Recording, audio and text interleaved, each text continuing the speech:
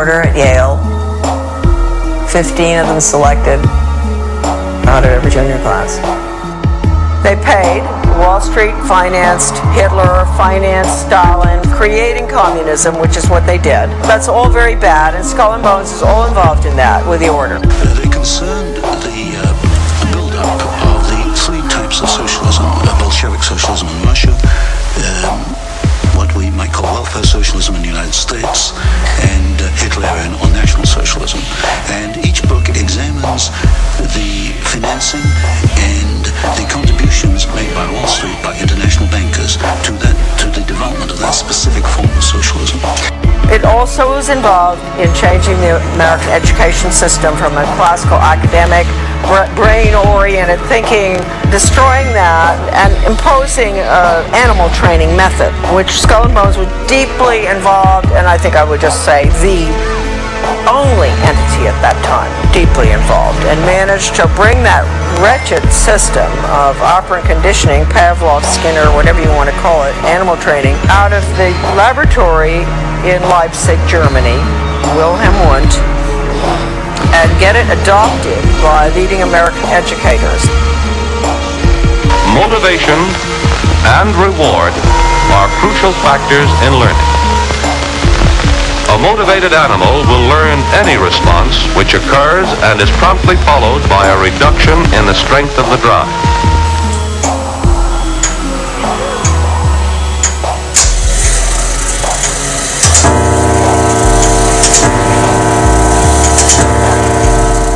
My father and grandfather were members of the order. Skull and Bones was put together by William Russell in 1830, secret society at Yale University. And the connections with Germany are pretty extensive. You know, the Illuminati, I think it's got to be, I think that there's a lot of research out there that I haven't even read that is there, that does connect it with the Illuminati. And the Illuminati, of course, was Bavarian Marxist society based on destroying the family, destroying the church, which at that time was Catholicism, destroying religion, destroying national entities, boundaries, no more. I have, the proofs of conspiracy by Robeson, an original copy of that, and it says right in there, where the order. It's interesting, the order, right? The goal was to, just as I said, down with the family, down with the royalty. At that time, governments were royalty, and they were religious. That was Western European, right? Down with nationalism, get rid of countries, drop borders. I mean, and people think that that's new. The Illuminati order, this is Skull and Bones, see? The Illuminati order documents show that Raphael in the Illuminati is identified as the same Professor Karl Casimir Wundt. This is fascinating.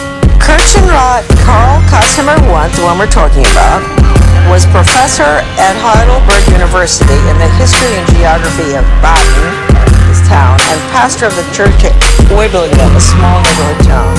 So, Wundt was connected with the Illuminati, his grandfather. Well, this is the background of Wilhelm Maximilian Wundt, who really trained the American educators in the behavioral psychology, stimulus response, training, type of Skinner, opera conditioning, bells, whistles, all that stuff, which does not teach, it trains the workforce. Now, this was, the order at Yale was directly connected with Wilhelm Wundt. They sent educators over there to study under Wundt. Stanley Hall was the first one to go. This is so important, this stuff here. The Hegelian influence on Hall. Between 1870 and 1882, a span of 12 months, Hall, an American, there's a lot of information on him here too, but I won't go into it. He was connected with Skull and Bones prior to going over. They probably sent him over. Spent 6 years in Germany, and And he says, I do not know of any other, this is Hall talking, any other American student of these subjects, philosophy and psychology, who came into even the slight personal contact it was my fortune to enjoy with Hartman and Fechner, they were psychologists over there as well, nor of any psychologist who had the experience of attempting experimental work with Helmholtz. And I think I was the first American pupil of Wundt. Now Wundt is the one we're dealing with, Wilhelm Wundt from Germany. He had the first laboratory. People think that American psychology and all this, the psychologist studied under Pavlov, and Pavlov was the first. No. Pavlov, interestingly enough, studied under Wilhelm Wundt in Leipzig. The 12 years included in this span as an American pupil of Wundt, more than any other equal period, marked and gave direction to modern psychology. Wilhelm Wundt, 1832 to 1920, professor of philosophy at University of Leipzig, was undoubtedly the major influence on G. Stanley Hall, who was subsequently who trained, all the others, Thorndike, Dewey, and all of them. Okay? And he was sent over. Hall, it appears that he had a lot of connections with the order at Yale, and that's why he ultimately ended up going to Leipzig.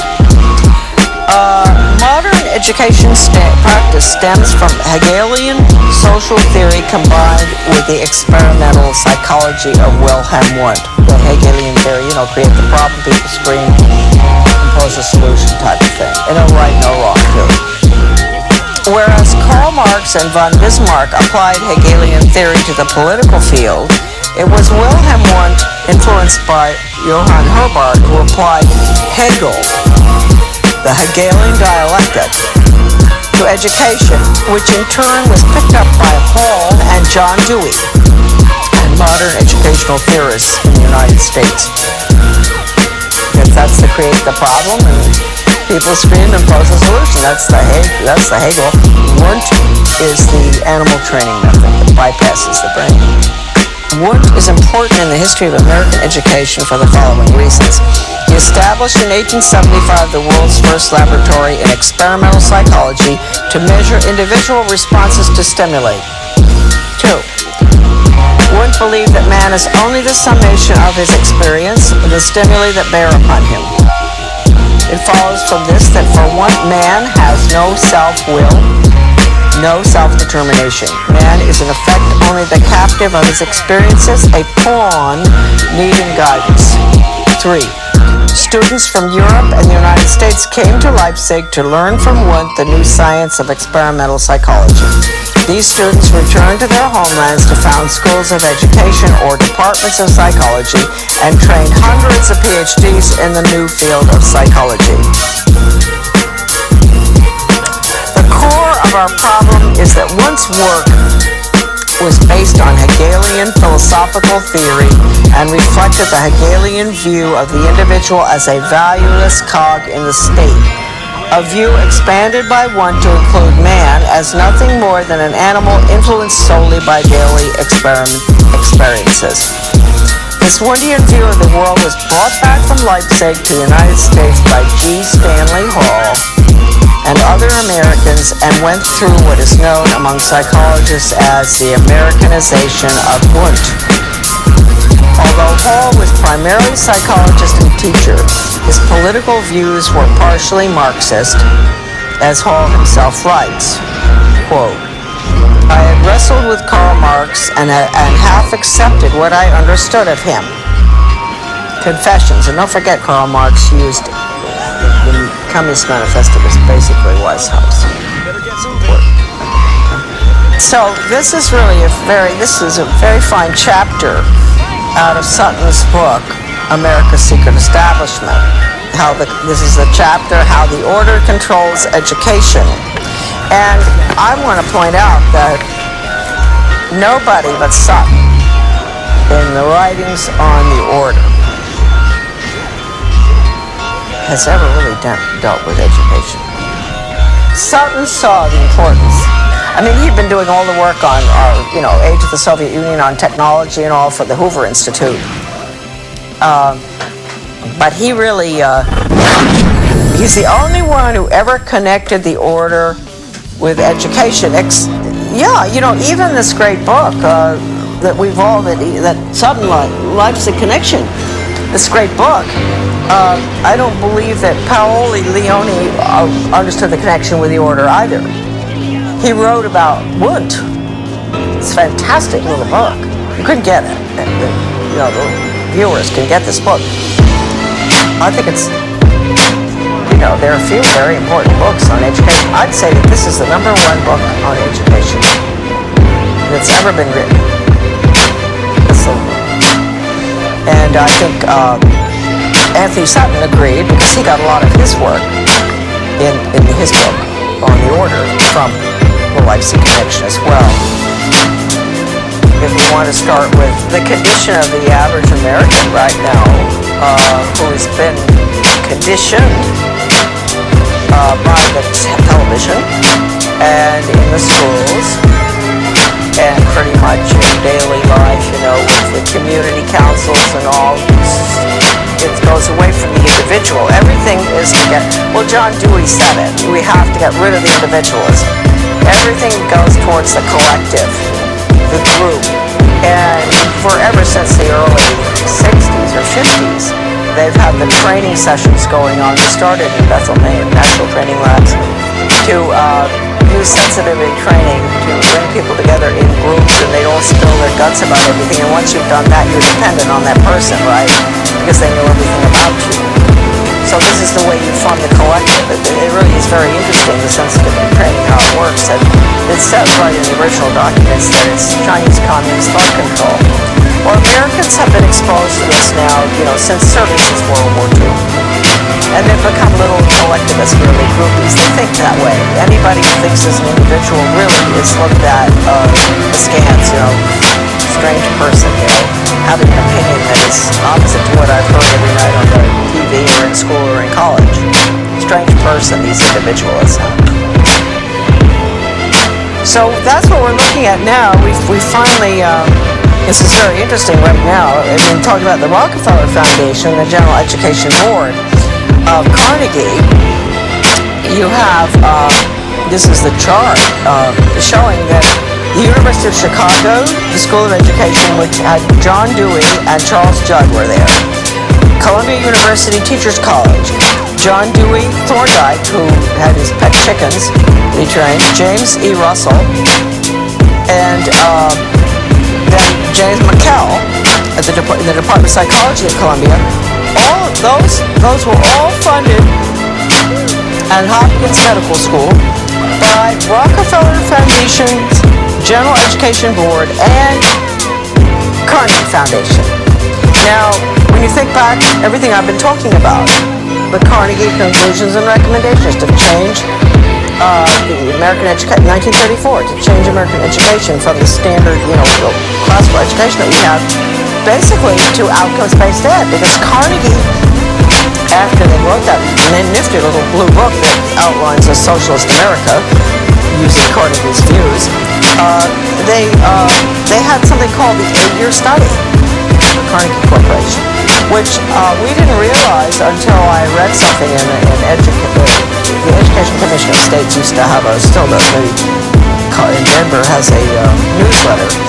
And I was reading it one day, and at the bottom of the page, I just saw something that said, OBE is simply because we were fighting OBE, outcomes-based education, performance-based education for workforce training, performance. And I turned the page, and I said, it's just a rerun, virtually, of the Carnegie Corporation's 8-year study in the 1930s. And I went, what? And then we went and we got that whole 8-year study out of the University of Georgia Library, because the editor of my book lives in Athens, Georgia. And we got the 8-year study. And the 8-year study actually is what they're putting in right now. It's the no grades. It's removing the Carnegie unit, which requires the old Carnegie unit. You guys went through it in school. You know, we all did. 4 years of math, 4 science, 4 English, 4 history, whatever, in order to graduate. And all of that has been removed now because the student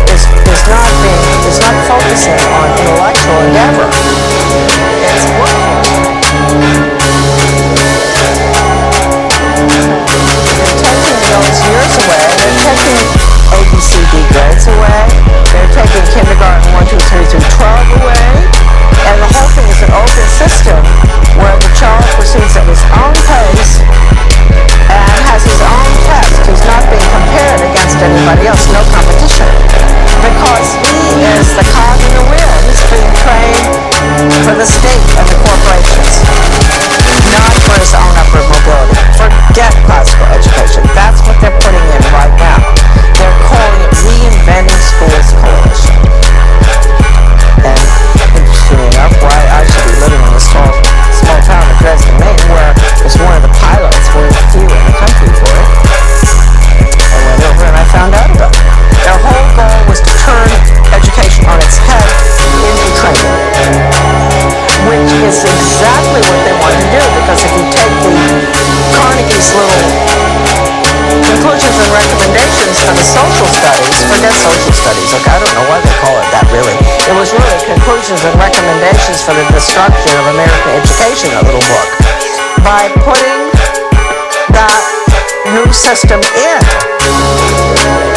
and the very people who signed off on their report were involved in all of this. Columbia, George Counts, Valu, all the names, and so Carnegie, whereas you had Hopkins and University of Chicago and all were putting in the method, Carnegie was advocating the change of our formerly free market system to a planned economy, Soviet style, through the schools. That's a little dark blue book, conclusions and recommendations. That is recommending a new form of government and economic system for the United States, and it clearly states in here the American people are going to have to get used to this, because this is the new order. It is these barriers are breaking down all over the world. We've got to have a world system and all. This is all. This isn't direct quotes, but this is what the book tells you, and that the curriculum has to be completely revised from the old classical curriculum to focus on world government, basically. That's that little 1934 book. So at the same time, you had Columbia University and Dewey and all of them. Dewey, a lot of them have been to the Soviet Union. George Counts, and they were just saying this is the most wonderful system. Blah blah blah. I think Counts recanted sort of at the end, I think he realized, because things were getting pretty brutal in the 30s under Stalin. It was pretty hard to defend the system. But anyway, the goal, I think, people will always ask, well, why on earth did Wall Street finance the Bolshevik Revolution? Why would they do that? Well, I think they did it because Russia was I don't think they did it because they were atheists or one thing or the other. I mean, William Boyce Thompson, he was first head of the Federal Reserve, I think. He put 100,000 of his own money into Russia. I think it was all greed, personally. I think that's why these initially started supporting the Bolshevik Revolution. I think they wanted control of the natural resources. Talking about America's Secret Establishment by Anthony Sutton. I knew Anthony Sutton. We met. We both were working on U.S.-Soviet policy. I used to be in the State Department, so I was interested in that too. One day, he said, I'm interested in the influence of the order at Yale, and I said, oh, you are?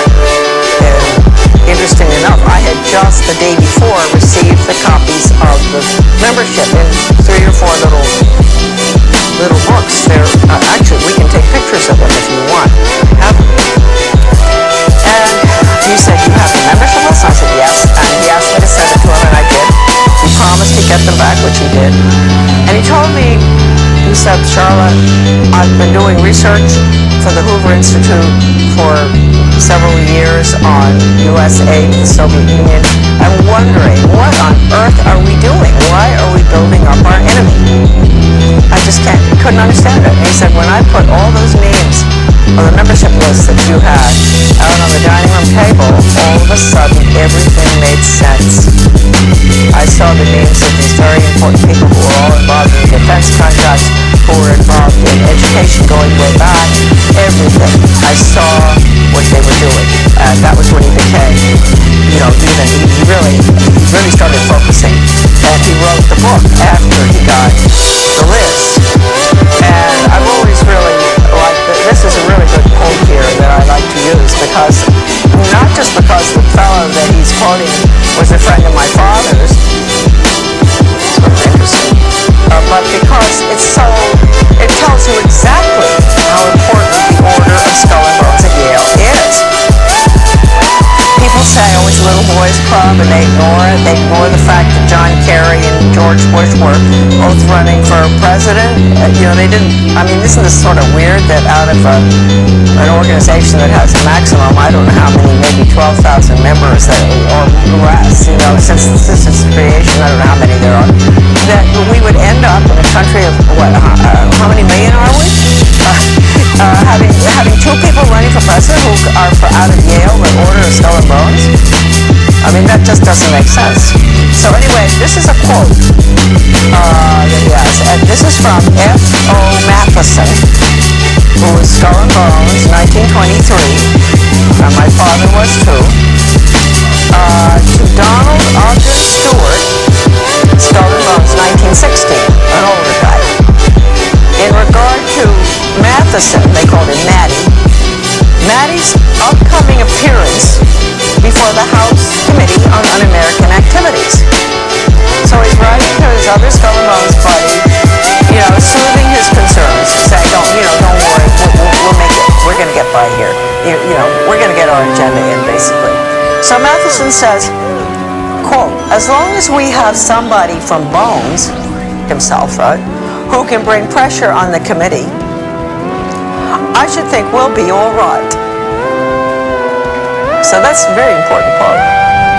Now, Sutton goes on here, and he says, for over 170 years, these people have met in secret. From out of their initiates come presidents, senators, judges, cabinet secretaries, and plenty of spooks, CIA. They are titans of finance and industry, and they have just recently installed a third Skull and Bones president of the United States, George Jr., right? George W. Bush's secret name is Temporary.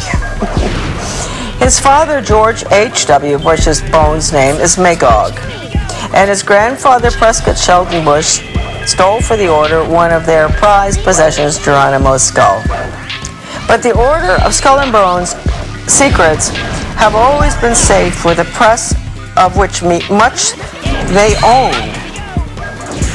And that's why I think earlier you saw in this video, I mentioned that, or maybe I didn't, that I've been writing letters to the press since 1975 that with a direct quote from a communist that regionalism is communism. And I've had other articles published, but they would never go near that. Either they would take that quote out, because that's a quote from a communist writer for the Daily World, writing for their own journal, the Daily World. And so when you talk about the control of the press, it's complete, the major media. I don't have to tell you folks that probably, but anyway. All right, no, Skull and Bones, Bonesmen, here's a little list. Time, Life, Fortunes, Henry Luce, Newsweek's E. Roland Bunny Harriman, the Harriman, right? Cowles Communications, Alfred Cowles. National Review's William Buckley. Boy, he took us to the cleaners, didn't he? Atlantic Monthly's R.W. Davenport. I guess Buckley was the one that managed to get the conservatives in line, so they're supporting a planned economy and all, right? He said that he said that John Kenneth Galbraith was one of his best friends and he admired him. So, oh yes, went after the Birchers. He did terrible things, Buckley. Atlantic Monthly's Davenport, among others.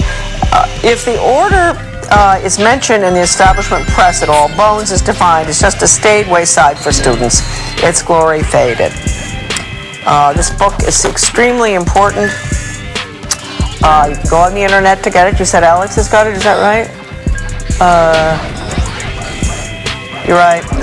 Anthony Sutton was educated at the Universities of London, Göttingen, and California. While research fellow at the prestigious Hoover Institute, he produced the monumental 3-volume series, Western Technology and Soviet Economic Development. Other books include The Best Enemy Money Can Buy, Wall Street and the Bolshevik Revolution, Wall Street and Hitler, and many others. All right, this is a picture of my grandfather, Samuel Clifton Thompson, born in Pottsville, Pennsylvania. And this picture is taken just before he went out to South Africa as a mining engineer to open up the gold mines in South Africa. I might point out that he was the first member in the family from the Order of Skull and Bones. You'll be seeing later, you're going to see a picture of Grandpa and my father is coming up. Put down a little bit. Okay. There you go. Right there. And he lived out there from around 1897 and was there during the Boer War, and they returned in the breakout of the First World War I. My father was born in South Africa, obviously, and my grandfather met a lovely gal from Australia. That was my grandmother, and she had come, this is a very interesting story. She had come over with her father and 12 siblings on a sailing ship from Australia to Cape Town. My great-grandfather from Australia had immigrated from England and was the clerk of the works or something in Melbourne, Australia. And they had all those children, and can you imagine? Traveling on a sailing ship back in 1895 or something with all those children. And anyway, my grandfather somehow met, we don't know how, my grandmother. And they were married in Johannesburg in 1902. And he was a member of the Order at Yale, and he was very close to Sir A. Bailey and some of the Fabian Socialists. I don't really know what role he had in the activities of the Order, but I would imagine some, because it was pretty big time gold mining, and he was very instrumental in opening up the mines there. So that's Grandpa Thompson. Here is a picture of the same Grandpa a little bit later with my father and my sister, Victoria. And that's Grandpa. He's being very grandfatherly. This is probably around 1930, this picture. And that's my dad holding on to my sister, my dad Clifton, who subsequently was tapped for the Order for his class at Yale. And with Grandpa, the one that I spoke to you about, who was the mining engineer that went from Pennsylvania to South Africa to open the gold mines in the late 1800s. This is an interesting picture here, which shows, I think that this looks like a bunch of Skull and Bones friends. I do believe. I'm going to show you the picture and then I will identify a bit for you. The one in the front row is Charles Spofford. And then we have my father. I'll explain a little bit. It's difficult to hold this up, but the one in the front row in the middle is Charles Spofford, a very close friend of my father's, and I really like Charles Spofford a lot. He ended up being the legal counsel from Davis Polk, Wardwell, Sunderland, and Kendall for the Suez Canal Company and many, many other high positions. He rose to the top, getting all sorts of honorary medals from foreign governments in Europe and everywhere, and counsel on foreign relations, and a lawyer, and a very, very decent, nice man. He close to my father. He died about 25 years ago.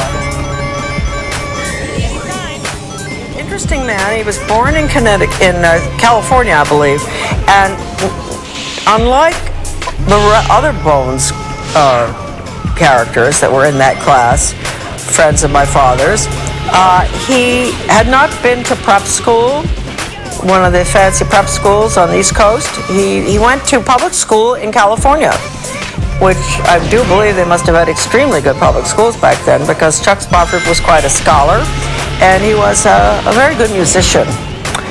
And very high up he became after World War II, which he served in Europe as a lieutenant or something. After he got out, he was promoted way high up to one of the top positions in NATO, the North American Treaty Organization, and went on to be very influential in diplomatic circles. This is coming from being a boy in the public school system in California, rising to just really the highest heights imaginable. So that's Chuck. The other members that are shown there are close friends of my father's, Rebel McCallum and Fred Haynes, I think. I'm not going to tell you where they all are. My father is in the picture somewhere there in the second row, I think. And Edwin Blair, who was called Mr. Yale always because he was a great fundraiser for Yale.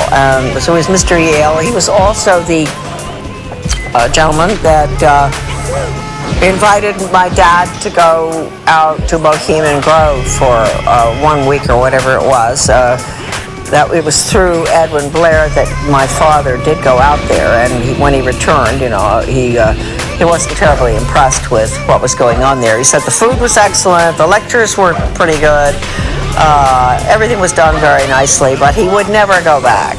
So I'm making excuses for my dad because I don't think he was ever really very happy with the agenda, the Yale agenda, the Order's agenda, although he stayed close to his friends. As you can see in this picture, they're all having a very good time on someone's boat or on the dock somewhere.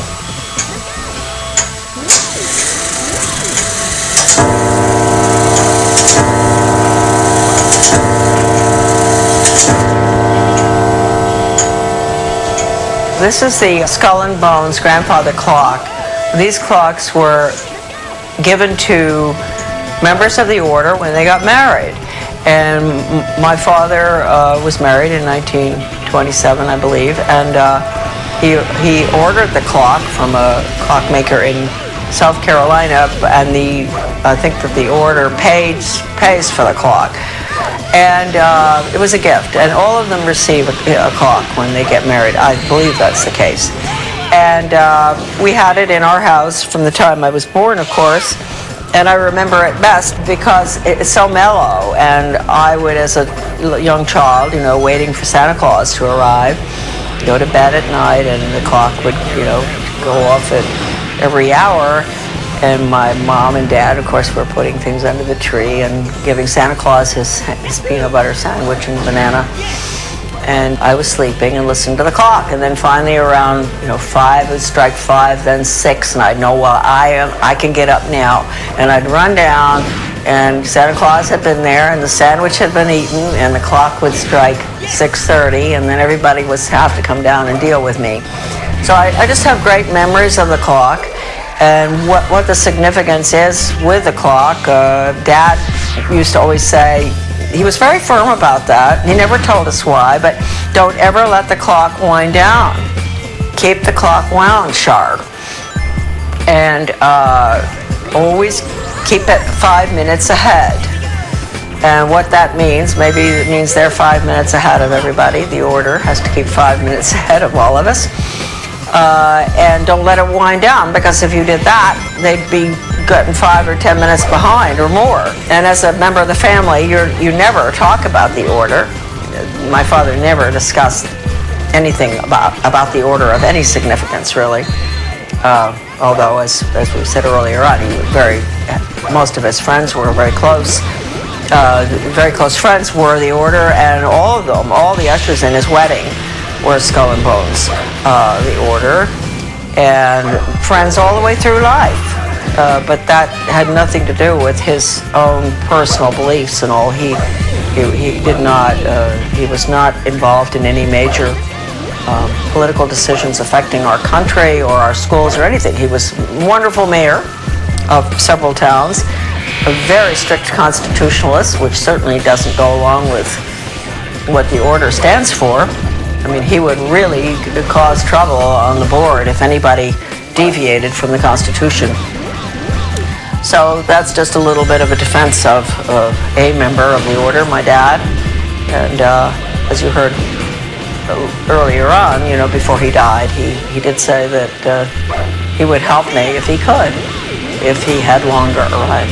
So hopefully there are more members who've come to that conclusion, and maybe someday we won't have a problem with the order. I hope that the order doesn't continue causing all of us the problems that it's caused in the past, though, especially in education. Now, we're going to get into the books. The books were originally, they'd never published the list of members in book form before. At least that's what my father told me. One day when he was ill, this is the catalog of the membership of living members, volume 1. I think it's around 1978, the date on this. Well, that one's 1977. Let's take a look at this. Oh no, see, this is October 1983. This is what happened. Dad, I was taking care of my father. He was dying of cancer in New Jersey, and my sister and I would rotate, go down there. We didn't want to put him in a nursing home. So one day, it was pretty close to the end of his life, the mail brought these 2 books in the mail, which are, one is this one, Volume 1, The Living Members, the catalog of the living members as of 1983. And this is the catalog of all the members as of May 1977. This is the living and the dead. As of May 1977. So this is really the updated one right here. Anyway, I was opening the mail because my father wasn't well. I was taking care of all the business things and mail correspondence, and these arrived. And so I took them into Dad, and he said, "Cool." He said, "They're getting pretty fancy up there in New Haven." He said, "What are they doing? Never been in book form before." And that was his little comment. And so I said, "Well, it is, So we, around that time, I was working with Anthony Sutton on something, because I was always very interested in U.S. policy towards the Soviet Union, and he had done such remarkable work, aside from his great book, which came out subsequently on the order, but his work at the Hoover Institute in regard to United States transfer of technology and all sorts of information and money, etc., to the Soviet Union from the time of the Bolshevik Revolution.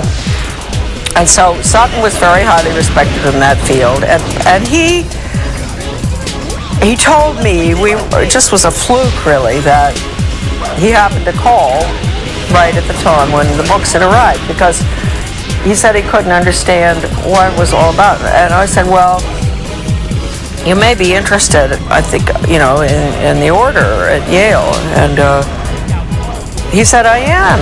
He said, "I am interested in that." He said, I don't understand the connection." And I told him that I had the lists in book form. And he said, "You do?" And I said, "Yeah." And he said, "Would you mind lending them to me?" He said, "I'll get them right back to you, I promise." And I believed him, and I sent them, and he did get them back. And he called me, and he said, "Charlotte, with all the research I've done through the years on U.S. aid to the Soviet Union in every imaginable aspect, once I got these lists copied," he went to a copying place to get it done. He must have done a pretty good job because they're still in good shape. I put them down on the dining room table, and I looked, and all of a sudden I knew I had found what I was looking for. I'd found the names of the people involved in the foreign affairs of the United States, especially in the transfer of secrets and weapons, etc., and nuclear stuff to the Soviet Union, and banking as well as banking. And he said, and he also mentioned Hitler.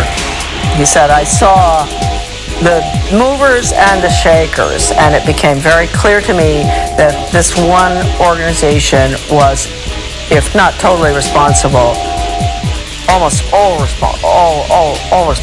completely, really up there in responsibility for American foreign policy and economic policy. And so, and then subsequently, we found out education policy. I didn't know that at that time that Sutton was that deep into doing the research on education. I think he did the best job on education research of anybody I can possibly think of, using, and I'll show you in a minute, the incredible research done by, in the Leipzig Connection by Lance Leone, the Leipzig Connection. I'll show you a picture of that book later. Sutton used that, I used it, and anyway, that is the history of these little black books, which he returned to me, and he was a very great gentleman. He said I really didn't ask him to keep my name private, but he decided on his own not to let anybody know where he got them from, and evidently when after my father died, he did, I guess, tell somebody, or maybe he didn't ever tell anybody. I'm not quite sure. I told people, I didn't really care, But I do want to point out right here, at the end of my father's illness, before he died, because he had heard me discussing foreign affairs and education, especially with Phyllis Schlafly, who was putting together the book Child Abuse in the Classroom, which is a great book for parents out there watching if they want to really find out all about truly documented programs that were used in the schools between 1965 and 1985, when we had the Protection of Pupil Rights Amendment hearings. The documentation is in that book, Child Abuse in the Classroom, which is at AmericanDeception.com. A marvelous book. And Phyllis and I, at this time, when I was taking care of my dad in 1984, were talking on the phone constantly about what was going on with global education, all the horrible values-destroying programs, role-playing psychodrama, the worst stuff, death education, survival games where the kids have to decide who's going to be allowed in the lifeboat and who isn't, depending on what your category is in life. This stuff, my father was listening from the other room, because we had him downstairs in the room next to the kitchen so we could take care of him.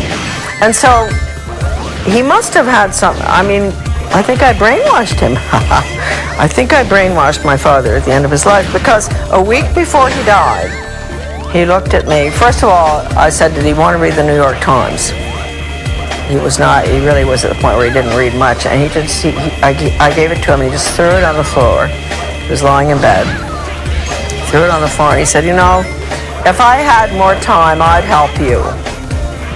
So that was really wonderful, that at least I feel at the end of his life, at least he understood his daughter. That was nice to know.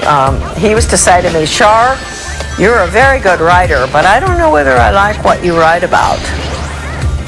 And I thought, well, that's a compliment from you. You're a good writer, too, and a speaker. He was always a very fine speaker. But I thought, okay, I've come a long ways. He thought I was a good writer, didn't like what I was writing about or what I was saying, and then finally he said, if he had more time, he'd help me. So you can say that I'm not making excuses for Skull and Bones members, but you could say that a good percentage of each class is really quite innocuous, even though they may still go to the island, where they have the camping and all that, and Dad did that, and even though they may be bound to vote for the Skull and Bones candidate, like my father always voted for Bush, and my mother was a Southern conservative who would vote for Barry Goldwater, or make a mistake like I did and vote for Reagan. So their votes always canceled one another out, because Dad would have voted Skull and Bones candidate no matter what. Maybe they take a pledge or something, I don't know. Let's go for Dad. Thompson. I think I am even mentioned in this evil little book. Yes, I am. Thompson, 1924. There's Thompson. in 1924, and you will see there where he was born and where he went to college, that he was married to my mother, that he was mayor of several towns. He was a very civic-minded person, and everybody loved him. He always got elected. The most generous person on earth that ever existed. If anybody had a problem, you know, he'd be right in on that, offering to help out no matter what.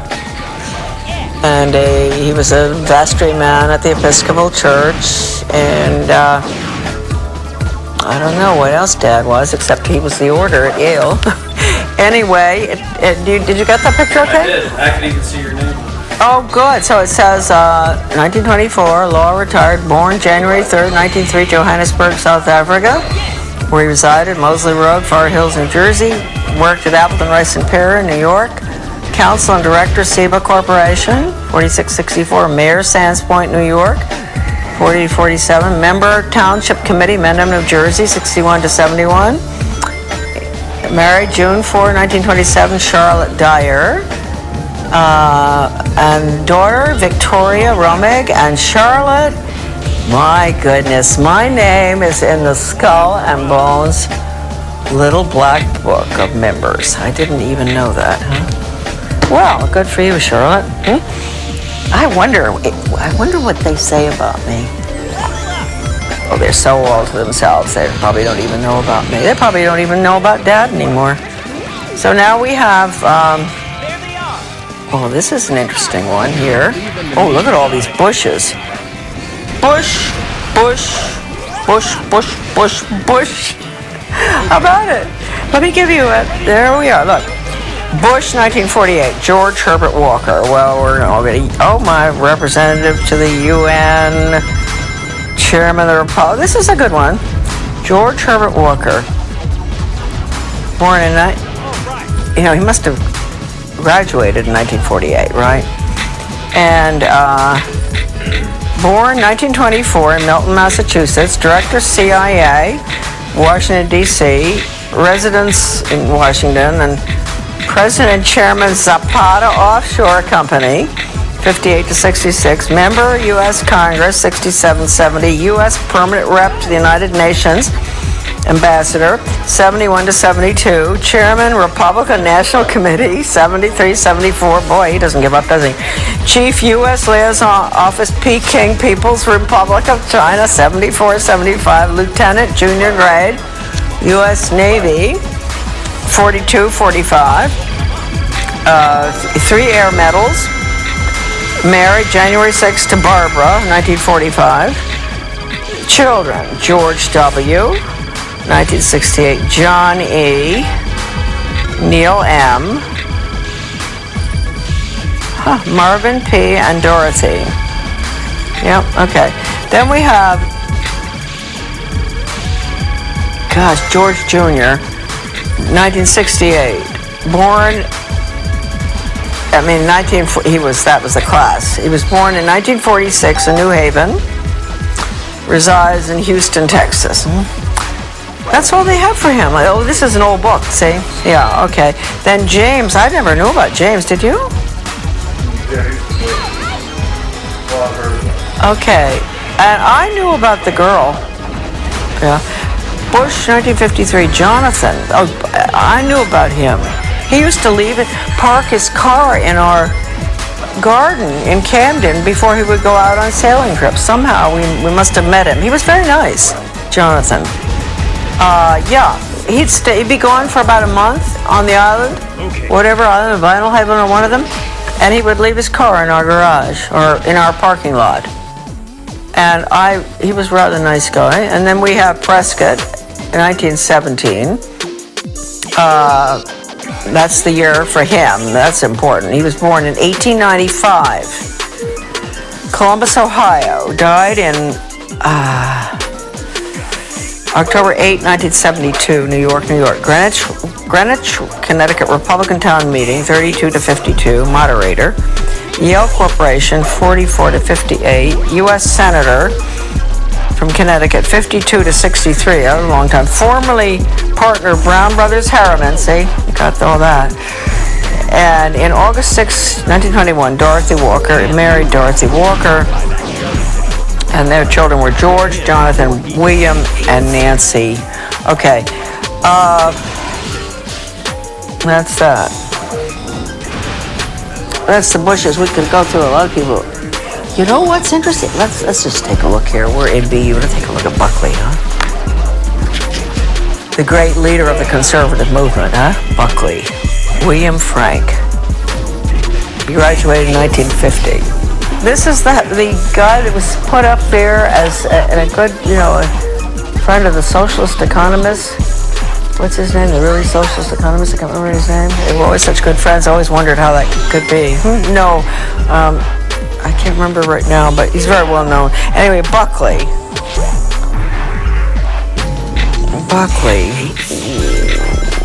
Gosh, there are a lot of Buckleys. There's Christopher Taylor, New York City author, editor, journalist. I wonder if he's related. Chief speechwriter, the Vice President of the United States. Buckley Fergus Reed, writing, Paris, France, novelist and lecturer. They're all in media, right? It could well be they're related, huh?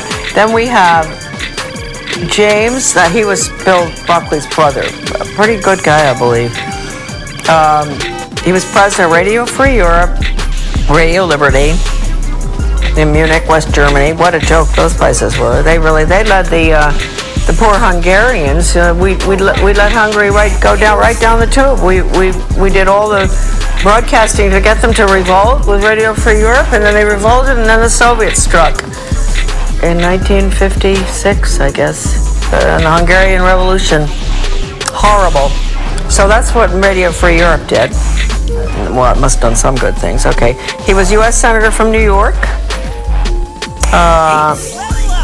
In the Navy, married. He was U.S. Senator from New York for a very short time, and I wondered why. He went in and he never ran again.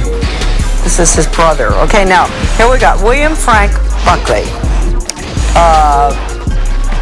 Born in 1925. President National Review.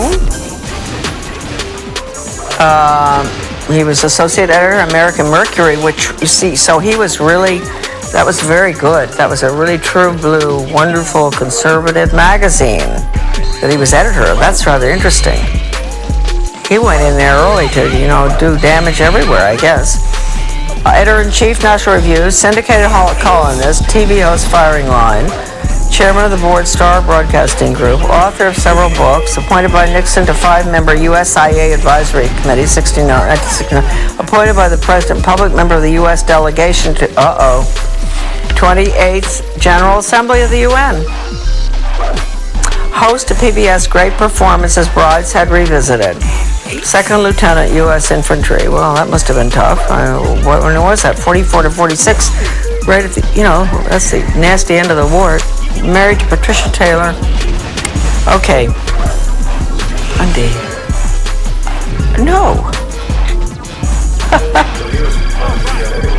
He certainly was. With Ward, what's his name, and all of them. Maybe they don't put that in. CIA, huh?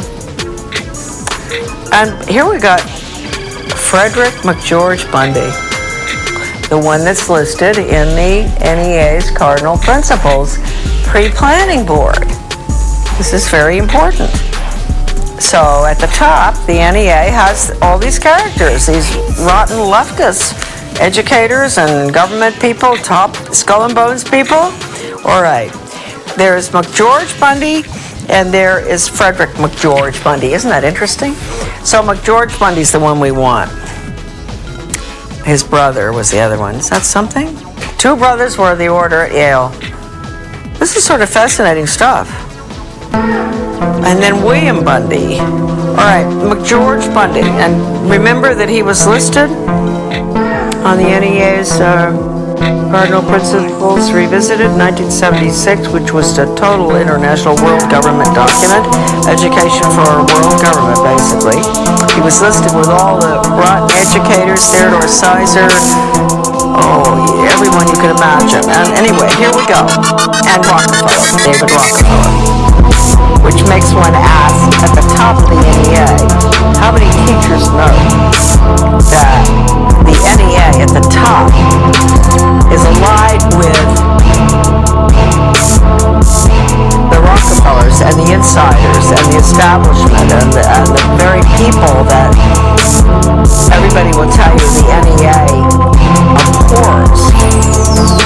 So anyway, here we go with George Mundy. Born 1919, professor of history, NYU. Lived at 133 East 80th Street, New York. They all have good addresses. Lecturer, associate professor of government, dean of faculty, arts and sciences, 53 to 61 at Harvard. Arts and sciences, that's interesting, huh? Special assistant for national security affairs to President Kennedy and Johnson, 1961 to 66. President of the Ford Foundation, okay, Brown Gaither, 1966 to 79. He was 10 years after Gaither. He knew, same thing that Gaither told Dodd. Captain, United States, 1942 to 1946. Can you imagine? They were really in nasty wars and all. Maybe that's what caused them to be so world government oriented. I don't know. Well, they learned it at the order of Yale, I guess. Okay, nothing more of interest there. Married to Mary Lothrop, the children and all. And then William Bundy, okay, this is another one. This is the other one that's important. Journalism, this has got to be his brother. Editor, Foreign Affairs, okay, CFR. Yale Corporation, Covington, Burling, Waltham, he's a very important one, this one. Columnist, Newsweek.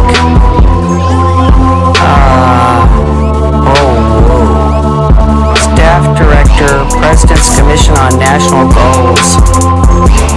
That was a bad commission. Maureen Heaton covered that in her book. National Goals, all right. Deputy Assistant Secretary of Defense, International Security Affairs. Assistant Secretary of State for East Asia and Pacific Affairs, 64 to 69. Major Army Signal Corps, August 41. They were all in the war. Legion of Merit, British MBE. Married to Mary Atchison. I wonder if that's Dean Atchison's. Michael and Christopher. Okay, well, you know, really, these people are something else, aren't they? They are important. The word secrecy is repugnant in a free and open society. And we are, as a people, inherently and historically opposed to secret societies, secret oaths, and a secret proceedings. We decided long ago that the dangers of excessive and unwarranted concealment of pertinent facts far outweigh the dangers which are cited to justify it.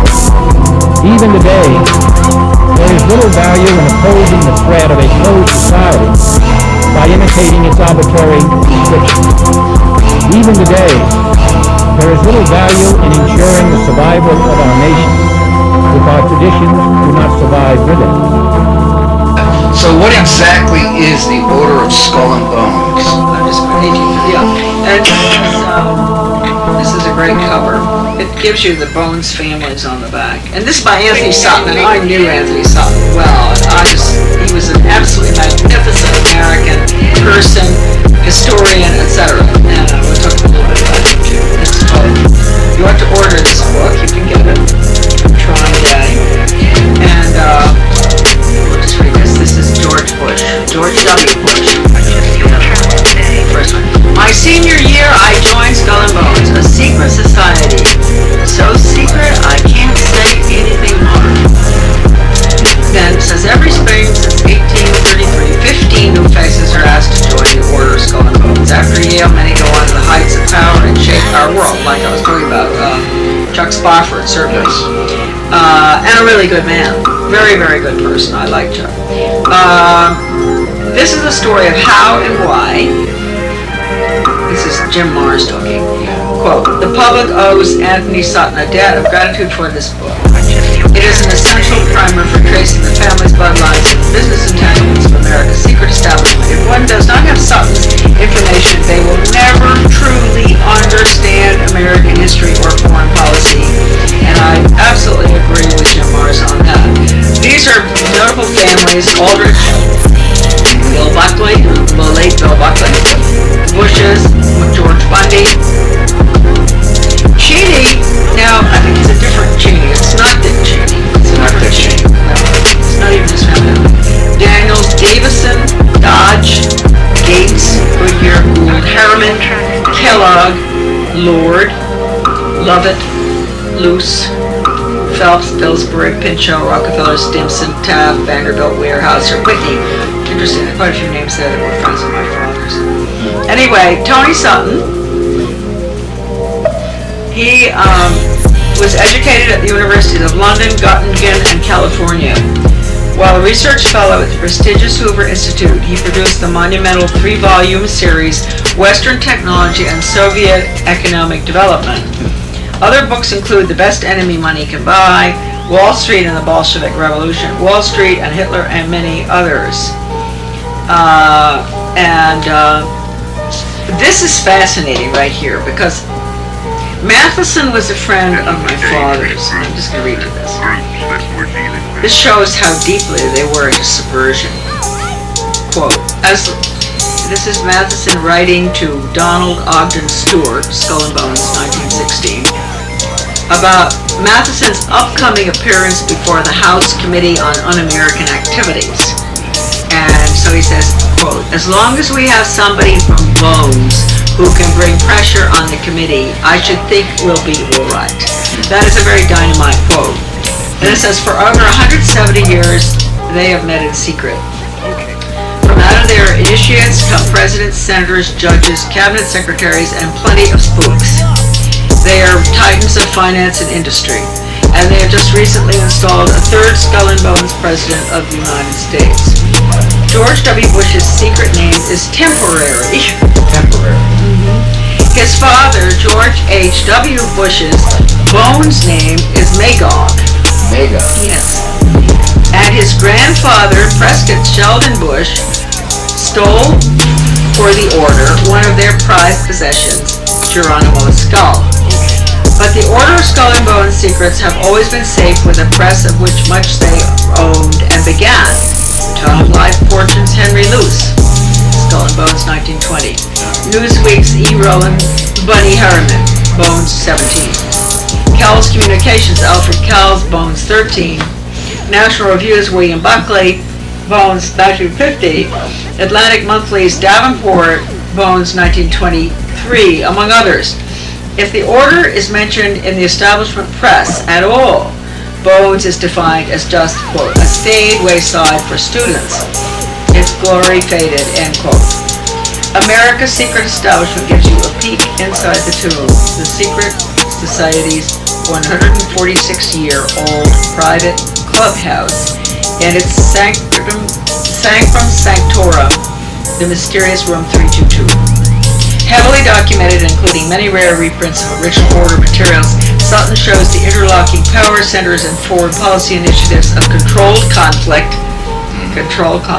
both sides, always funding both sides, dominated by Bonesmen. You have to keep this going, and if you don't have a war going, then you have the war on terror. Eventually you end up able to have total control. We see it. I mean, 9/11 really did a job on us. Oh, yeah. Yeah. Now, from the behind-the-scenes funding of Hitler and their support for the budding Soviet Union to Vietnam and on to later intrigues in Angola and China, Sutton shows how Bones uses the Hegelian dialectic method to divide and conquer. For we are opposed around the world by a monolithic and ruthless conspiracy that relies primarily on covert means for expanding its sphere of influence, on infiltration instead of invasion, on subversion instead of elections, on intimidation instead of free choice. So, now the book, Anthony's book here, he got the list The membership. Yes. And I'll tell you how that happened. So when my father was not well, one day the postman came.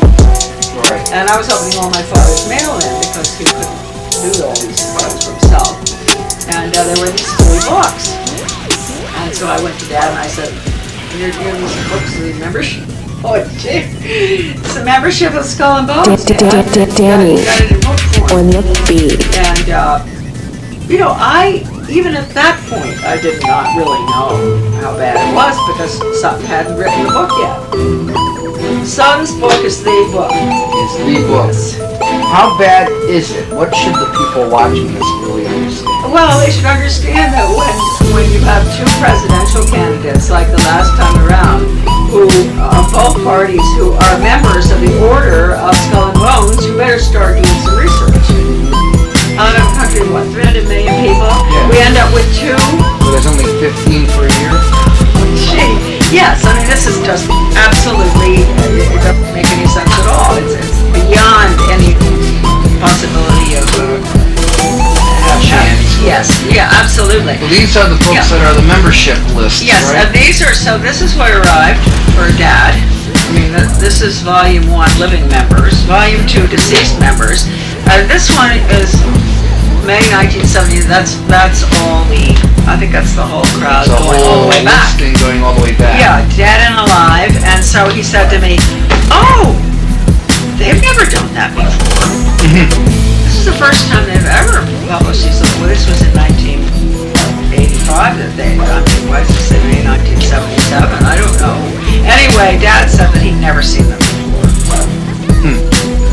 And that's why we have these wars, constant war, and the goal is a world system, a totalitarian world system where evidently they believe that the elite will survive and live very, very well. I just don't know how they can be so sure that their children and grandchildren are going to have the same benefits. It's something that all of us ponder, and it's very evil. But it goes back to Germany, and if you keep going back, tracing it back, it goes really back here. It goes right back to... And what book is this? This is an original copy of Proofs of a Conspiracy. And What does this date from? What it year? dates from 1798. This book is from 1798. Yes, this book is from 1798. Wow. And it is by John Robeson. Proofs of a Conspiracy Against All the Religions and Governments of Europe, carried on in the secret meetings of Freemasons, Illuminati, and reading societies, collected from good authorities by John Robeson, Professor of Natural Philosophy and Secretary to the Royal Society of Edinburgh. 3rd edition, Philadelphia, published in, printed for T. Dobson, South 2nd Street, North 2nd Street, 1798. I understand that he gave this book to George Washington. Really? Because George Washington was a Mason, and whether he really understood, the higher orders, I don't know what rank, rating, degree he was. There are a lot of people out there who like to say that he did. I personally think that the founders of our country who were Masons, and there were a lot, I think that they had come from a Europe that was, as usual, full of turmoil, religious wars, sectarian, everything, and they came over here to a new land, and they wanted to start out a fresh start, and being a Mason was, to many of them, I prefer to believe this, a way, when life was really tough for a lot of these people, to communicate and get together in a very friendly way, sort of like whatever clubs that we have in this country. It's hard for me to believe that they would have taken the oaths that, the evil oaths that Masonic at that time. I love Nick. Now, he sat here. It was with, this is the Right Honorable William Wyndham, Secretary at War, Sir, 1797. It was with great satisfaction that I learned, as satisfaction as is funny, S's look like F's, that I learned from a friend that you coincided with me in the opinion that the information contained in this performance would make a useful impression on the minds of my countrymen.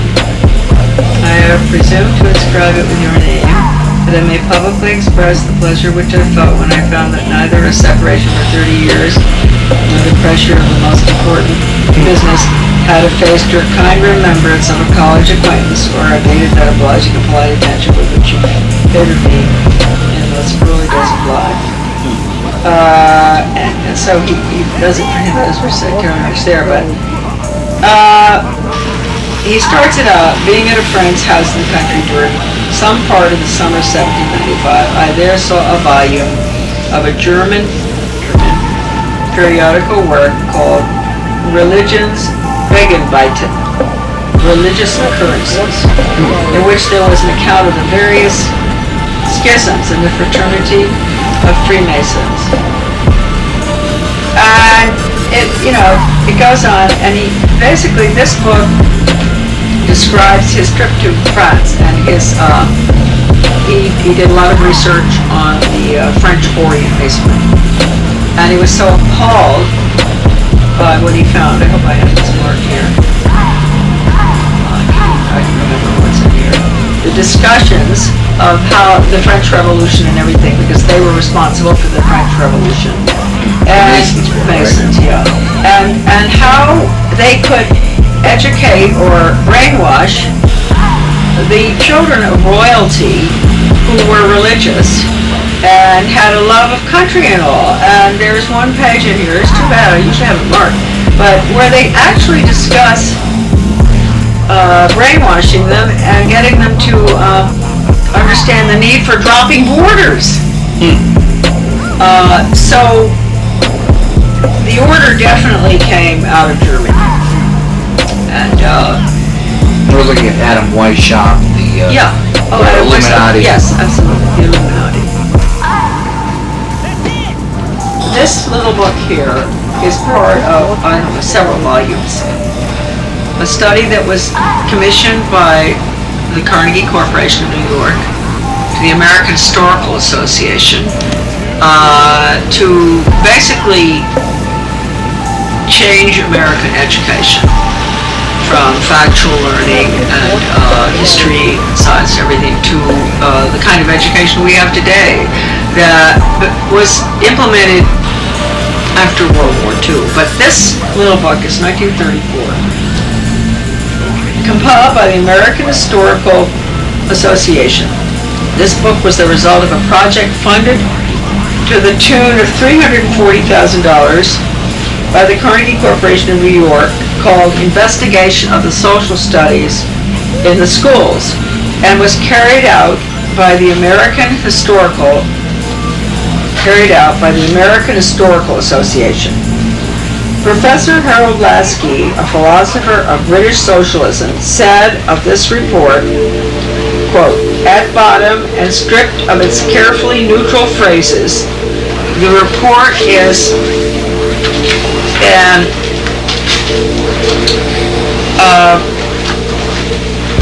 educational program for a socialist America."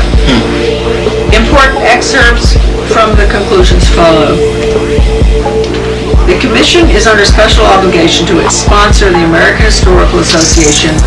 Above all, it recognizes its indebtedness to the trustees of the Carnegie Corporation, whose financial aid made possible the whole 5-year investigation of social science instruction in the schools, eventuating in the following conclusions and recommendations.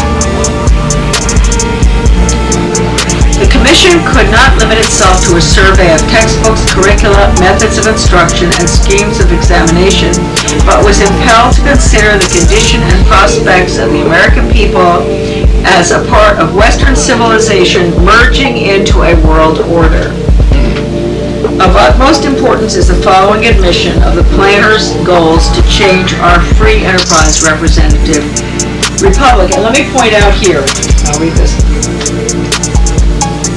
You know, one could say, oh, that was written in 1934, and so what's she talking about? But Carnegie Corporation, knowingly or unknowingly, I guess they didn't care, they have consistently, through the years, been involved in projects, agreements, the one with the Soviet Union, the School to Work enterprise, what's going on right now, no more academics, our children are being trained for the global workforce, all that. They were involved in, originally, the National Assessment for Educational Progress, which now is testing values, tests children's, 60% of it is attitudes and values that they're testing for on the environment, or whatever, right? They were deeply involved and funded the Education Commission of the States, which used to send out, all their directives from Denver, Colorado, to every state legislature. And this, usually on the Senate Education Committee, there would be one member on each state Senate Education Committee, the legislature, who was a member of the Education Commission of the states. They were deeply involved in, as I said, the United States. Reagan signed the United States-Soviet education agreements. A month after the Carnegie Corporation, David Hamburg signed the Carnegie Soviet Academy of Science agreement, which was really bad, really bad. Then we went on to their involvement with School to Work and Mark Tucker and Education for the Economy, Rochester, New York, etc., and which is what we're looking at today. And charter schools are all part of it. That's school choice. They say, a lot of people don't know that charter schools were set up primarily for taking over the public education system through charter schools in order to implement the Cuban or Russian or German school to work system, training children for jobs in the workforce. They will never have an opportunity to change very rarely can you get out of it. The child is not working for his own upward mobility. What he wants is working for the corporate fascist state. Right. It's like it's no different from Cuba, where the children are taken out of the classroom at noon to go to the cigar factory. Well, here they're taken out of school to go to whatever other factory, or go to the nursing home, or go to the funeral home, or wherever. They take them wherever they have decided within the community what jobs are going to be available, whatever. There are these agreements made between the public and the private sector, and how they're going to fill those jobs and training for the workforce. This is a total change in our whole education system. They could care less about liberal arts. They could care less about foreign languages, or except for the elite who will have to have them for foreign affairs and all, or Shakespeare, or art, or music. It's finished for our children. Finished because of this. And this book is so important. And as Harold Lasky said, it's a plan for a socialist America. And I've gone on and on about Carnegie because it's sort of like Little Red Riding Hood. I mean, Carnegie has left a track. It's like they started out probably earlier than 1934, but they started out with this, and they leave the bread all along, so they get to grandmother's house or whatever. And I can come over, I can pick up everything. It's just fantastic. This isn't that the other foundations are not equally bad. I mean, Ford Foundation has done all of this stuff abroad. Right. Rockefeller, Pew, terrible, Pew Foundation, and yet used to be a wonderful family, the Pew family. Very pro-American, great family. Actually, so many of these, except I can't say that for Carnegie. Ford, not that ex. But they've made it so easy for me. But I've been able to follow the complete takeover of our country by an alien system, and it is the Soviet system. There is no question that right now we're going under the Soviet system. The because it's the regional government system through NAFTA, the North American Union, modeled on the European Union, referred to by Gorbachev as the New European Soviet. So what does that make us? So Carnegie is up to its eyeballs in this stuff. And so it goes on to say, in this little book, the commission, 1934 folks, was also driven to this broader conception of its task by the obvious fact that American civilization, in common with Western civilization, is passing through one of the great critical ages of history, is modifying its traditional faith in economic individualism, that's free enterprise, and is embarking upon vast experiments in social planning and control, which call for large-scale cooperation on the part of the people. Cumulative evidence supports the conclusion that in the United States, as in other countries, the age of laissez-faire in economy and government is closing, and a new age of collectivism is emerging. Okay, folks, collectivism is communism.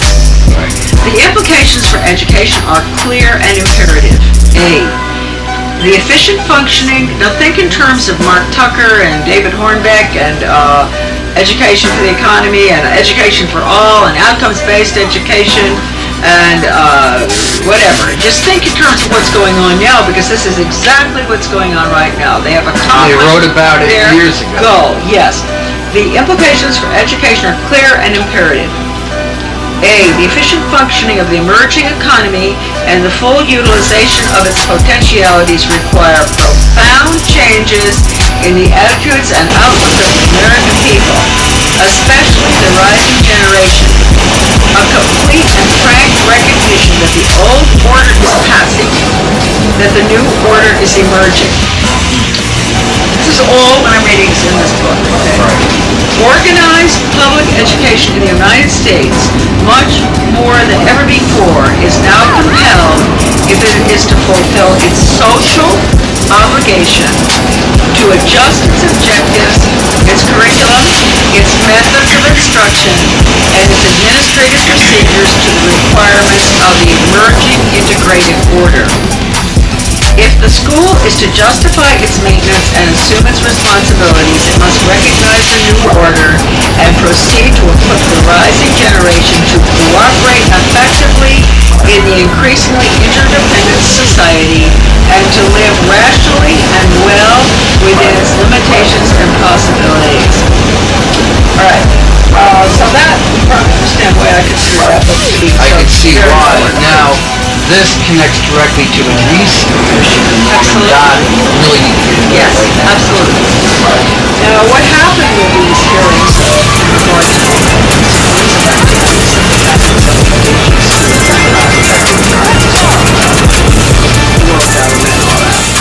Its preparations are concealed, not published. Its mistakes are buried, not headlined. Its dissenters are silenced, not praised. No expenditure is questioned, no rumor is printed, no secret is revealed. No president should fear public scrutiny of his program, for from that scrutiny comes understanding, and from that understanding comes support or opposition, and both are necessary.